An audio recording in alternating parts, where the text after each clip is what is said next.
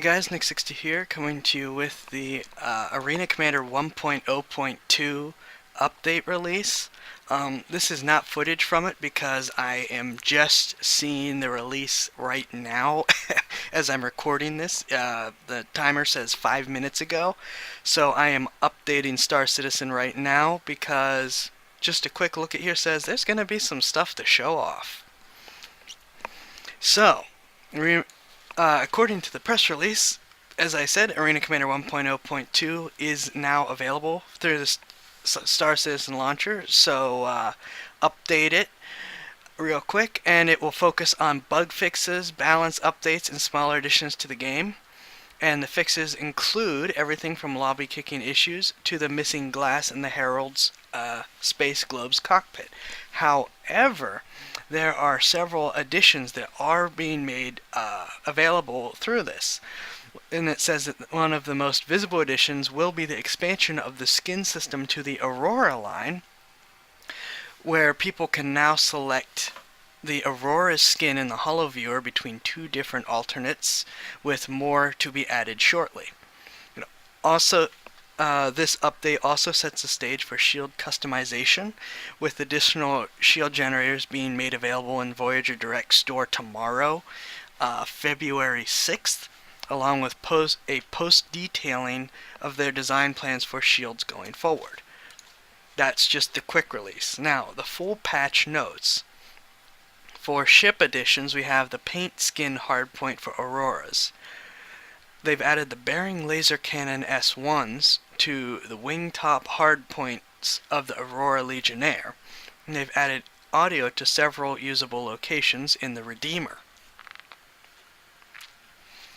For components, they have added the Tarantula 870 ballistic gun, added a shield section to the holo table, added new parameters that allow for creation of different brands of shields, added different behavioral styles for shield generators using these new parameters, added 8 new Seal Corporation shield generators that will fall into one of two behavioral categories. One that reduces direct weapon fire, but does not do as well against splash absorption, and the other one is the other way around. Splash damage is significantly reduced, but it has trouble stopping direct fire. As far as gameplay, players are now given a warning message for persistently attacking allies. They have added, now, the previous one said 2 alternates. Oh, I get it now. They have added 3 paint skins for the Auroras. I assume that between these two that means the original plus 2 others. I could be wrong. Now, for the balance and tweaks, here's where things are going to be definitely changed. The Aurora Legionnaire features fuel regeneration increase. The Mustang Gamma and Omega have had their handling improved to reduce their drift. As someone that has flown the Omega a ton, it barely drifted at all. This is going to be awesome. They have also had their thrust generation increased. I'm interested to see what this is going to mean. They have removed empty weapon mounts from the Mustang Beta. They have tweaked the Rattler cluster missile so that second stage rockets will detonate at separate time intervals if they miss. For components, they have had the amount of ammunition for the Tiger Streak ammo box has been increased, and tweaked this again the second stage Rattler cluster missiles so they don't run out of fuel at the same time. Other tweaks.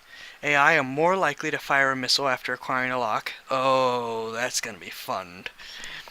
The rebind keys can no longer access files anywhere on a computer system. Mappings XMLs can be placed in Star Citizen /Citizen Client /User /Controls /Mappings.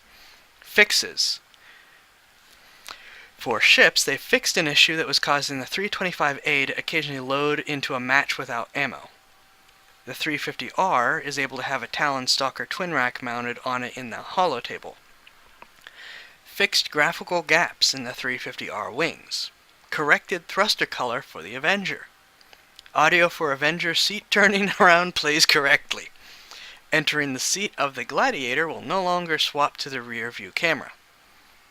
fixed some of the issues that causes Hornets to leave their landing gear down. The Hornet canard turret texture no longer pops in and out with distance. They fixed an issue that was preventing Mustangs from taking damage over a majority of the ship hull. Removed reflections from Cutlass black buttons. Fixed an issue where shooting some ships with a pistol would cause graphical issues with damage states. For components, they have fixed an issue that was preventing the Rattler from delaying its second stage. For gameplay, wow, they do have a lot of fixes here. They fixed an issue that was preventing the system from kicking players persistently attacking allies. Well, that's going to be interesting. They've also fixed an issue that prevented the recovery animation from playing after suffering a redoubt. Fixed an issue where using Hamas or Track IR whilst using target focus causes the player's head to shake and move uncontrollably.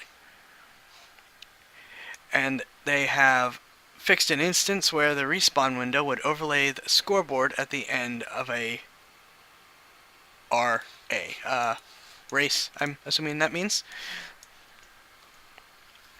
User interface.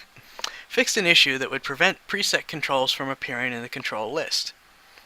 Fixed an issue where the mouse cursor would hide behind the client window when an error was given.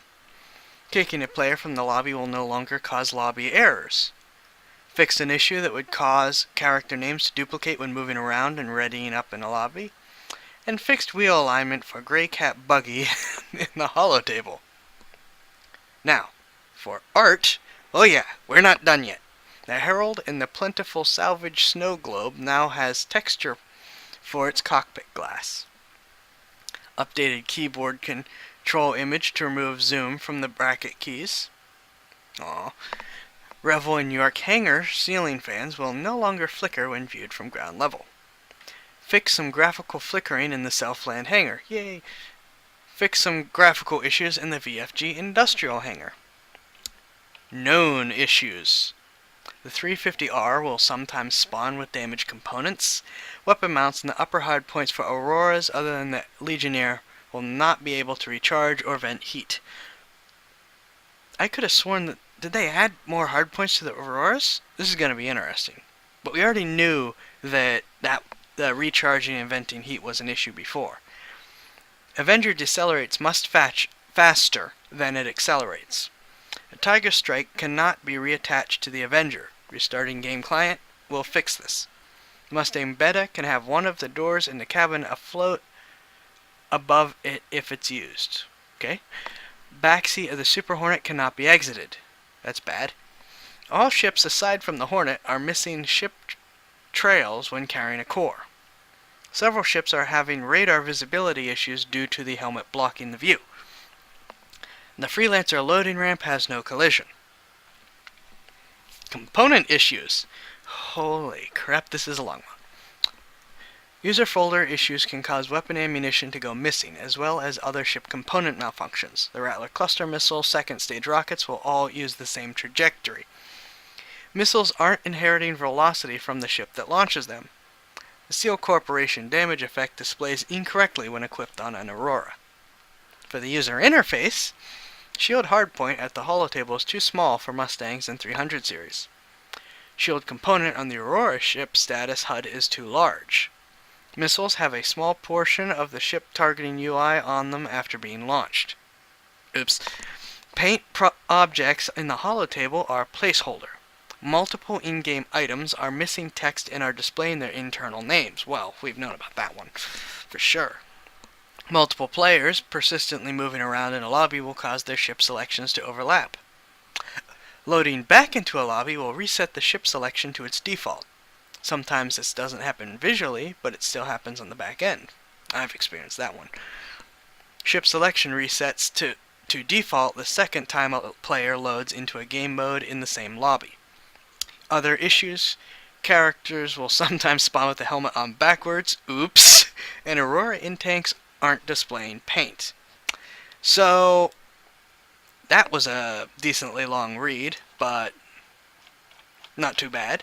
And nice to have some of the annoying issues fixed, as well as the addition of paint schemes.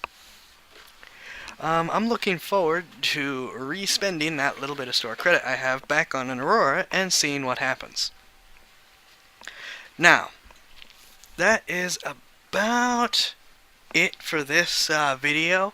However, before I end, I would like to ask that anyone